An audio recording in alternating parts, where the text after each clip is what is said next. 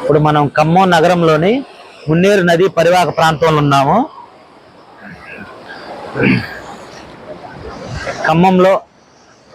ఖమ్మం నగరాన్ని ఆనుకొని ప్రవహించే మున్నేరు నది పరివాహక ప్రాంతంలో ఉన్నాము. గత సంవత్సరం వచ్చిన వర్షాలకి వచ్చిన వరదలో దాదాపు 50 అడుగుల ఎత్తులో వరద వచ్చింది.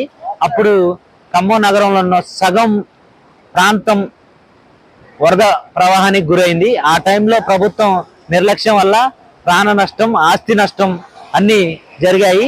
ఈ సంవత్సరం అలా జరగకుండా ఖమ్మం జిల్లా కలెక్టర్ గారు, ప్రభుత్వ అధికారులు సమన్వయంతో పనిచేసి ఈ రోజు రాత్రికి ఖమ్మం జిల్లా ప్రజలను, ఖమ్మం నగరంలోని ప్రజలందరినీ సురక్షిత ప్రాంతాలకు, పునరావాస కేంద్రాలకు తరలించి వారికి ఆహారము, నీళ్లు, సకల వసతులు కల్పించాలని ప్రభుత్వాన్ని మరియు ఖమ్మం జిల్లా అధికారులను కోరుతున్నాం. ఖమ్మం నగరం మున్నేరు నదీ పరివాహక ప్రాంతం నుంచి కెమెరామెన్ పి రవికిరణ్ తో నామా వినోద్ కుమార్.